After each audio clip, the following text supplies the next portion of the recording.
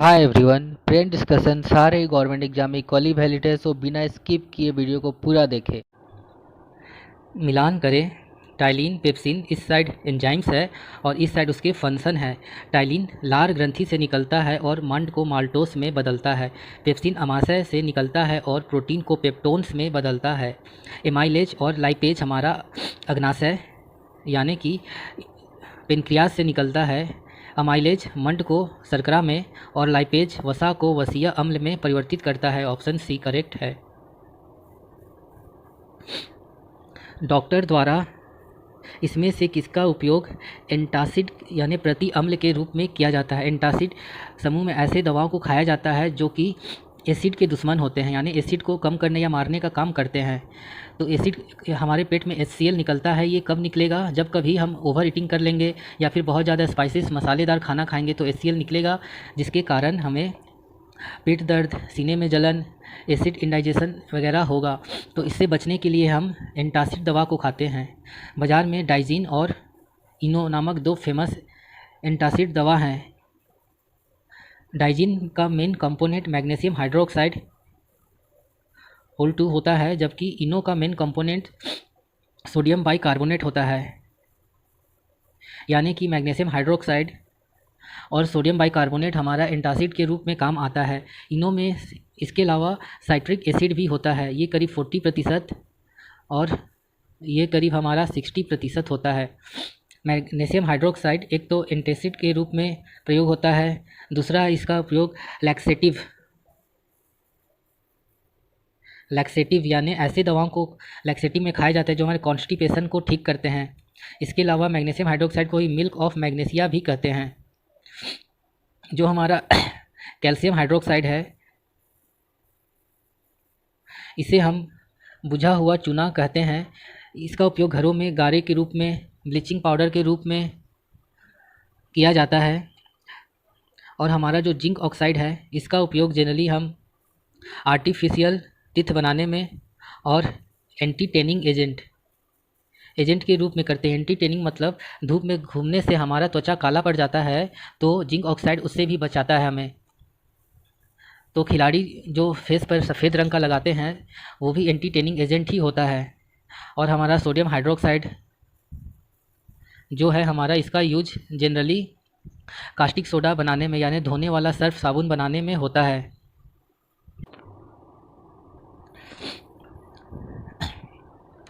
नवीकरणीय ऊर्जा स्रोत की तहत लगाई जाने वाली पवन चक्की विंड मिल्स में विंड की गति कैसे मापी जाती है? Altimeter, chronometer, anemometer. ये जो मीटर है इसका मतलब होता है मापने वाला यंत्र, और जो एनीमो है ये हमारा ग्रीक वर्ड से बना है जिसका मतलब होता है विंड। तो विंड की गति मापने के लिए नीमोमीटर का यूज किया जाता है। अमीटर हमारा विद्युत परिपथ में करंट को मापता है। करंट 2 एम्पियर है, 5 एम्पियर है, इस तरह से अमीटर मापता है। जो अल्टीमीटर है, जो अल्टी वर्ड है, ये हमारा एल्टीट्यूड से बना है। और एल्टीट्यूड मतलब होता है ऊंचाई, यानी ये वायुयानों की ऊंचाई को मापने का काम करता है। जो हमारा क्रोनोमीटर है, क्रोनो मतलब होता है टाइम या टाइम से रिलेटेड। तो क्रोनोमीटर एक ऐसे उपकरण है जो बहुत एक्यूरेट टाइम को मेजर करता है। तो इसका उपयोग शिप्स में, जलयान में समय निर्धारण में किया जाता है। ईंट के बने भवन की तुलना में कच्ची मिट्टी के बने भवन गर्मी में ठंडे और शीतकाल में गर्म रहते हैं। क्यों? कच्ची मिट्टी अच्छी चालक है, कच्ची मिट्टी बुरी चालक है। कच्ची मिट्टी कम उष्मारोधी है। जल वाष्पन में गर्मियों में ठंडक और छिद्रों से आने वाली धूप सर्दियों में गर्म कर देती है। ये करेक्ट आंसर है। जो भी हमारा मिट्टी का घर या घड़ा होता है, तो इन घरों का जो दीवार होता है, इनमें मिट्टी के दीवारों में छोटे छोटे छेद होते हैं, पोर होते हैं, जिससे जल बाहर की ओर आता है और यहाँ से जल वाष्पीकरण बन के उड़ जाता है गर्मी के दिनों में। तो जिसके कारण इनके यहाँ आसपास ठंडक बन जाता है और ये इस प्रकार से ठंड प्रदान करने का काम करती है। जबकि ठंड के दिनों में जो भी घड़ा या फिर मकान का दीवार होता है, इसमें जो छोटे छोटे छेद हैं, इसमें जल भरे होते हैं। यही जलवाष्प सूर्य के प्रकाश पड़ने से उष्मा को अंदर तक लेकर चले जाते हैं और जिससे अंदर की ओर हमें गर्मी का अनुभव होता है। शोधकर्ताओं ने पाया है कि वायरस विषाणु के में होता है प्रोटीन, लिपिड, न्यूक्लिक एसिड और प्रोटीन। ये करेक्ट आंसर है। जो वायरस का शरीर होता है उसके बाहर की ओर स्पाइक निकला होता है, ये स्पाइक्स निकला होता है जो कि प्रोटीन का बना होता है। इसे हम कवच बोलते हैं या फिर एन्वेलप बोलते हैं। इसके अंदर ही सारा प्रोटीन का बना हुआ भाग होता है जिसे हम कैप्सिड कहते हैं। इसके सेंटर में एक न्यूक्लिक अम्ल होता है जिसमें मुख्य रूप से आरएनए या फिर डीएनए दोनों में से कोई एक ही पाया जाता है। जनरली पादप वायरस में आरएनए और जंतु वायरस में डीएनए पाया जाता है। इसके अलावा जो भी हमारा कोविड का वायरस था वह किस जाति का वायरस था, तो वो हमारा राइबोवीरिया नामक जाति का वायरस था और वह एक आरएनए वायरस था, कोविड वायरस।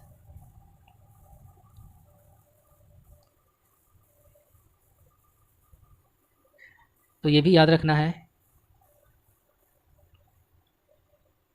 डॉक्टरों के अनुसार नवजात को जन्म के कितने दिनों के अंदर बीसीजी का टीका लगवा देना चाहिए? तत्काल, 48 घंटे, 7 घंटे, 6 माह। तो तत्काल लगता है बीसीजी का टीका। बीसीजी का फुल फॉर्म बैसिलस कॉलमेट ग्यूरिन होता है। बैसिलस कॉलमेट ग्यूरिन बीसीजी का फुल फॉर्म होता है। बीसीजी नहीं लगाने से हमें टीबी या फिर तपेदा नामक बीमारी होता है, तपेदिक, जिसमें हमारा फेफड़ा सबसे पहले प्रभावित होता है। टीबी हमारा माइको बैक्टीरियम वायरस के कारण होता है और ये समांतर छींकने खा 24 मार्च को हम वर्ल्ड ट्यूबरकुलोसिस डे मनाते हैं, जिसमें टीबी के खिलाफ अवेयरनेस फैलाया जाता है।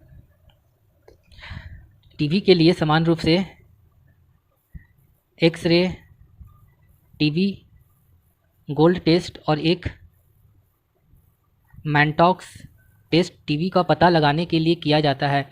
ये मैनटॉक्स टेस्ट काफ़ी प्रचलित है। इसमें हमारे स्किन के भीतर एक पदार्थ भरा जाता है जिसे पीपीडी कहते हैं, और ये जब इसका इंजेक्शन पीपीडी इंजेक्ट करते हैं हम अपने स्किन के भीतर, तो वहाँ पे स्किन ऐसे फूल जाता है और ये 48 से 72 घंटे के अंदर अगर ये भाग गहरा काला लाल रंग अगर हो जाता है या फिर गहरा लाल रंग हो जाता है तो टीबी का टेस्ट पॉजिटिव माना जाता है।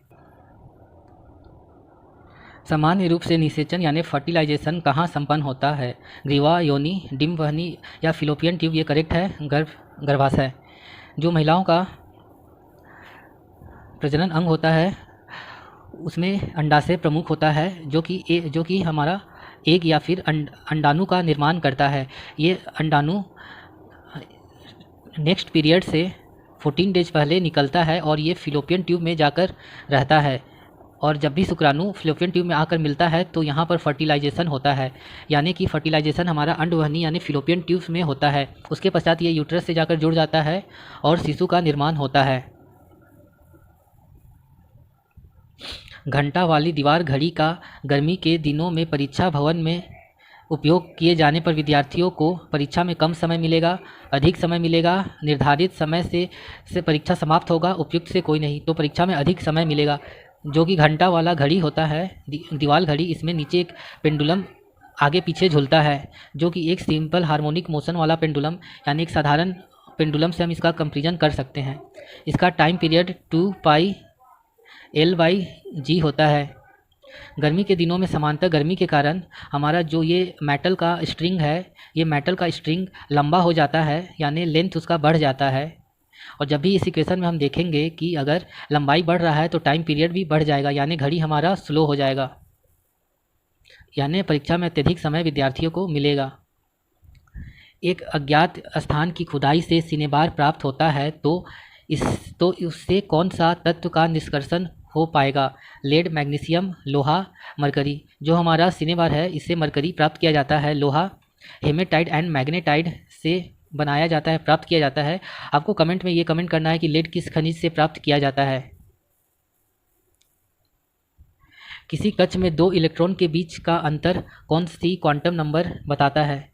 तो हमारा जो चुंबकीय या स्पिनिंग क्वांटम नंबर है यही हमारे 2 इलेक्ट्रॉन के बीच का अंतर किसी भी कक्ष में बताता है। सॉलिड वेस्ट को क्या कहते हैं? Stage, toxic waste, scrubber, sludge. Correct answer है। सिंपल पेंडुलम सरल लोलक को अगर चांद पर ले जाएंगे तो उसका आवर्तकाल बढ़ जाएगा, घट जाएगा, अपरिवर्तित रहेगा, उपयुक्त में से कोई नहीं। तो आवर्तकाल बढ़ जाएगा। जो सिंपल लोलक का टी का इक्वेशन है जो मैंने अभी चर्चा किया था, L/G होता है। यानी कि अगर हमारा इस इक्वेशन से हम कह सकते हैं जो समय है, जो टाइम है L के बढ़ने से बढ़ेगा और जो टाइम है G के घटने से बढ़ेगा और G के बढ़ने से घटेगा। हम जानते हैं कि चांद पे गुरुत्वाकर्षण बल पृथ्वी से कम हो जाता है। तो इस इक्वेशन से हमें पता चलता है जब भी G घटेगा तो टाइम पीरियड क्या होगा, बढ़ जाएगा। तो यानी कि लोलक जो है आवर्तकाल उसका बढ़ा हुआ प्रतीत होगा। साधारण ध्वनि तरंग गूंजने का कारण है अपवर्तन, व्यक्तीकरण, परावर्तन। करेक्ट आंसर है ध्रुवीकरण। जो भी ध्वनि किसी सरफेस से टकराती है तो वो अपने पीछे परावर्तित हो जाती है और इस प्रकार से ध्वनि का परावर्तन होता है। प्रतिध्वनि, परावर्तित ध्वनि को हम प्रतिध्वनि कहते हैं। ये हमारी मेन ध्वनि है। अगर ये दीवार से टकराकर वापस आती है तो इसे परावर्तित ध्वनि कहते हैं। तो प्रतिध्वनि सुनने के लिए न्यूनतम सोर्स और ध्वनि के बीच का दूरी 6.5 मीटर या कभी कभी 17 मीटर भी ऑप्शन में देता है होता है प्रतिध्वनि के लिए आवश्यक दूरी। अगर किसी के शरीर का तापमान 95 डिग्री फ़ारेनहाइट है तो सेल्सियस में उसका तापमान होगा, हमारे फेमस रिलेशन है C/5 equal to F minus 32/9 equal to K minus 273 divided by 5। क्योंकि हमें सेल्सियस और फ़ारेनहाइट में रिलेशन चाहिए तो हम इस दोनों को ही इक्वेट करेंगे। तो C हो जाएगा हमारा F minus 32 divided by 9 into 5। F का वैल्यू 95 है, माइनस 32 इंटू 5 डिवाइडेड बाई 9। अगर हम इसे सॉल्व करेंगे तो ये हमारा 63 डिवाइडेड 9 इंटू 5 आएगा, यानी 735 डिग्री सेल्सियस। Option B. इसमें से कौन पुष्प के मादा जनन अंग स्त्री केसर का भाग है? मादा जनन अंग पुष्प को स्त्री केसर कहते हैं। तो वर्तिका, वर्तिकाग्र और अंडाशय ये तीनों स्त्री केसर का भाग है, जबकि परागकोश ये नर जनन अंग का पुष्प का भाग है। इसको हम स्त्री केसर यानी मादा जनन अंग कहते हैं फूल का। इसे वर्तिकाग्र यानी स्टिग्मा, ये हमारा वर्तिकाग्र है और ये हमारा अंडाशय है। ये तीनों को हम स्त्री केसर यानी पुष्प का मादा जनन अंग कहते हैं, जबकि ये हमारा पुष्प का नर जनन अंग है। इसके दो प्रमुख भाग हैं, इसे स्टेमेन या पुंकेसर कहते हैं। इसके ऊपर वाले भाग को हम परागकोश और ये पतली सी पाइप को हम पुतंतु कहते हैं। त्वरण का मात्रक किसके बराबर होगा? चाल न्यूटन बाई केजी। तो जो त्वरण है इसका मात्रक होता है मीटर पर सेकेंड स्क्वायर। चाल का मात्रक होता है मीटर पर सेकेंड, तो ये ऑप्शन होगा नहीं। न्यूटन पर केजी ये कहाँ से आया? F equal to ma, newton का सेकेंड लॉ था। लॉ से ये हमें प्राप्त होता है। F को हम का मात्रक न्यूटन है और मास का मात्रक केजी है इंटू a। तो यहाँ से a newton by KG equal to हमारा a, यानी कि त्वरण आया। तो ये करेक्ट है। चाल परिवर्तन का दर, चाल परिवर्तन का दर क्या होता है कि change in velocity divided by समय, इसे हम चाल परिवर्तन का दर कहते हैं। तो जो वेलोसिटी है, वेग है, इसका मात्रक होता है मीटर पर सेकेंड और समय का मात्रक सेकेंड होता है। ये सेकेंड ऊपर जाएगा तो ये हो जाएगा मीटर पर सेकेंड स्क्वायर, यानी कि ये भी करेक्ट है ऑप्शन 2। और संवेग परिवर्तन का दर, संवेग परिवर्तन, संवेग क्या होता है हमारा? mv। तो m1 v1 minus m2 v2 divided by time को हम संवेग परिवर्तन का दर कहेंगे। अगर हम यहाँ से m कॉमन लेंगे तो v1 minus v2 by T. अभी हमने बनाया v1 minus v2 by T किसके बराबर होता है? मीटर पर सेकेंड यानी एक्सेलरेशन के बराबर होता है। तो इसका वैल्यू आ गया हमारा मीटर इंटू एम इंटू ए, यानी कि ये फोर्स है। तो ये भी हमारा होगा नहीं। तो ऑप्शन 2 एंड 3 करेक्ट आंसर है। ट्रांसफार्मर के लिए सत्य है। जो ट्रांसफार्मर होता है इसमें एक कोर होता है जिसपे एक वाइंडिंग होता है जिसे इनपुट वाइंडिंग कहते हैं या प्राइमरी वाइंडिंग कहते हैं, और इधर एक वाइंडिंग होता है जिसे हम आउटपुट या फिर सेकेंडरी वाइंडिंग कहते हैं। तो हमारा ट्रांसफार्मर एक होता है step up transformer, step up. इसमें क्या होगा कि इनपुट करंट I1 और आउटपुट करंट हमारा I2 है, इनपुट वोल्टेज V1 है और आउटपुट वोल्टेज अगर V2 है, तो स्टेप अप ट्रांसफार्मर में क्या होता है, वोल्टेज V2 आउटपुट वोल्टेज बढ़ जाता है और आउटपुट करंट घट जाता है। लेकिन यहाँ पर भी इनपुट पावर और आउटपुट पावर अपरिवर्तित रहता है, यानी law of conservation of power के हिसाब से इनपुट पावर और आउटपुट पावर बराबर होगा। और एक हमारा होता है स्टेप डाउन ट्रांसफार्मर, इसमें क्या होगा, आउटपुट वोल्टेज जो होता है हमारा, आउटपुट वोल्टेज हमारा बढ़ जाता है और आउटपुट वोल्टेज हमारा घट जाता है। स्टेप डाउन है, यानी डाउन है मतलब कम हो रहा है, तो आउटपुट वोल्टेज घट जाएगा और हमारा आउटपुट करंट बढ़ जाएगा। और यहाँ भी क्या होगा, हमारा पावर अपरिवर्तित रहेगा, क्योंकि पावर कंजर्व रहेगा law of conservation of power के हिसाब से, यानी इनपुट पावर आउटपुट पावर अपरिवर्तित रहेगा, जबकि वोल्टेज बदल जाता है, करंट भी हमारा बदल जाता है। तो ऑप्शन बी करेक्ट है। प्रोटोप्लाज्म जीव द्रव का खोज किसने किया, स्वान ने, इन्होंने कोशिका सिद्धांत दिया था, सेल थ्योरी इन्होंने दिया था, कोशिका सिद्धांत। पुरकिंजे ने प्रोटोप्लाज्म यानी जीव द्रव का खोज किया। रॉबर्ट हुक ने सबसे पहले सेल का खोज किया और इन्होंने डेड सेल का खोज किया था, यानी मरा हुआ सेल का खोज किया था। अल्टमैन ने कोशिका या सेल का पावर हाउस कहे जाने वाले, ऊर्जा घर कहे जाने वाले माइटोकॉन्ड्रिया का खोज किया था। प्याज किसका परिवर्तित रूप है, जड़, तना, शाखा, लंबी पत्ती। तो तना करेक्ट आंसर है। छत पर बनी टंकी जो पानी से भरा है उसमें कौन सी ऊर्जा होगा। अगर हमारा छत पर टंकी है तो ये ज़मीन से कुछ ऊंचाई पे होगा, तो जब भी हम किसी चीज़ को ऊंचाई पर ले जाते हैं तो उसमें स्थितिज ऊर्जा रहता है, जिसे पोटेंशियल एनर्जी कहते हैं। इसका फॉर्मूला होता है mgh, यानी ये हाइट के कारण इसमें एनर्जी है। स्थितिज ऊर्जा वस्तु की स्थिति के कारण ही रहता है, गतिज ऊर्जा वस्तु का मोशन यानी वेलोसिटी के कारण गतिज ऊर्जा होता है। इसका फॉर्मूला होता है kinetic energy equal to half mv²। तो स्थितिज ऊर्जा करेक्ट आंसर है, जो कि स्थिति के कारण होगा। भारी जल का खोज किसने किया, हेनरी बैकरेल ने, इन्होंने रेडियो एक्टिविटी का खोज किया था। प्रिस्टले एंड सीले ने, इन्होंने ऑक्सीजन का खोज किया था। सोरेनसन ने pH स्केल का खोज किया है। तो यूरे करेक्ट आंसर है। भारी जल का फॉर्मूला होता है D2O। इसका उपयोग जनरली मंदक के रूप में नाभिकीय रिएक्टर में किया जाता है। यूरेनियम विखंडित होकर बहुत ज़्यादा ऊर्जा और न्यूट्रॉन उत्पन्न करते हैं, जो कि चारों तरफ बहुत तेज़ गति से गति करता है। तो इस न्यूट्रॉन की गति को रोकने के लिए हम इसमें भारी जल D2O भर देते हैं, जिससे न्यूट्रॉनों की गति को नियंत्रित किया जाता है और नाभिकीय रिएक्टर में यूरेनियम का विस्फोट को हम कंट्रोल करते हैं। मानव शरीर में पाए जाने वाली सबसे छोटी कोशिका है अंडाणु, शुक्राणु, RCB एंड WCB। तो शुक्राणु करेक्ट आंसर है। अधिकतर देश में भारी वाहन में डीजल का प्रयोग किया जाता है। उच्च दक्षता और आर्थिक व्यय, तो आर्थिक व्यय तो कोई करना नहीं चाहेगा। निम्न क्षमता और आर्थिक व्यय, ये भी होगा नहीं। उच्च क्षमता और आर्थिक बचत, ये करेक्ट आंसर है। जो भी भारी वाहन में अगर हम पेट्रोल की जगह डीजल डालते हैं, तो एक तो डीजल से उच्च दक्षता इंजनों में प्राप्त किया जाता है और साथ साथ डीजल को साफ़ करने में या फिर डीजल को प्रयोग करने में उसमें ऊर्जा, उसमें पैसों का बचत भी होता है। 10 मंजिला से उतरने वाली लिफ्ट का त्वरण अगर गुरुत्वाकर्षण त्वरण से अधिक होगा तो होगा, व्यक्ति फर्श पर चिपक जाएगा, व्यक्ति लिफ्ट की छत पर चिपक जाएगा, जो कि करेक्ट आंसर है। जो अगर हम लिफ्ट में देखें, अगर कोई भी व्यक्ति खड़ा होता है तो इसका वेट नीचे की ओर लगता है और साथ साथ वेट के कारण इस पर एक बल लगता है, जिसको हम एन या नॉर्मल रिएक्शन कहते हैं, वो ऊपर की ओर लगता है। अगर लिफ्ट नीचे की ओर ए त्वरण से आ रहा है तो इसमें नीचे की ओर कितना बल काम करेगा, F बराबर क्या होगा हमारा, F इक्वल टू नीचे की ओर लगने वाला बल mg है और ऊपर की ओर लगने वाला बल n है, तो mg माइनस n। न्यूटन के सेकेंड लॉ से हमारे पास नीचे जो फोर्स लग रहा है वो किसके बराबर होगा, मास और त्वरण के बराबर, ma। दोनों साइड F है, अगर हम इस इक्वेशन को इक्वेट कर देंगे 1 और 2 को, तो mg minus n equal to ma, यानी n इक्वल टू हमारे पास हो जाएगा mg माइनस ma।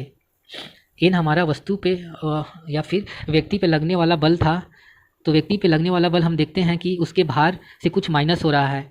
अगर हमारा त्वरण g से कम है तो उसका भार क्या होगा, घटा हुआ प्रतीत होगा। लेकिन जैसे जैसे त्वरण बढ़ेगा तो उसका भार धीरे धीरे क्या होगा, घटने लगेगा। जितना a बढ़ेगा उसका भार घटने लगेगा। एक समय जब g इक्वल टू a होगा तो उसका भार जीरो हो जाएगा। और इसके बाद भी जब ए और बढ़ जाएगा तो हमें हमारा जो एन है वो ऊपर की ओर ज़्यादा लगेगा, फोर्स ऊपर की ओर बढ़ जाएगा, जिससे हम दीवार की छत पर चिपक जाएंगे। अनुराधा अपने लंबे सूखे बालों को ब्रश करती है तो उसकी बाल एक दूसरे से अलग हो जाती है क्योंकि बालों में हवा आसानी से लगता है। ब्रश के दांतों के कारण बालों में स्थैतिक विद्युत आवेश उत्पन्न होता है, जो कि करेक्ट आंसर है। जब भी हम बालों में कंघी करते हैं तो घर्षण के कारण इलेक्ट्रॉनों का ट्रांसफ़र होता है, जिससे पॉजिटिव और निगेटिव चार्ज बाल में और कंघी में भी पॉजिटिव और निगेटिव चार्ज बारी बारी से क्रिएट हो जाता है, जिसके कि स्थैतिक विद्युत आवेश कहते हैं। और इन्हीं आवेशों के कारण बाल एक दूसरे से दूर जाएंगे। धन आवेश या समान आवेश के कारण बाल एक दूसरे से दूर जाने की कोशिश करेंगे। सो फ्रेंड, अगर आपको वीडियो अच्छा लगता है तो वीडियो को लाइक करें, चैनल को सब्सक्राइब करें, अपने दोस्त के साथ शेयर और कमेंट जरूर करें। Thank you.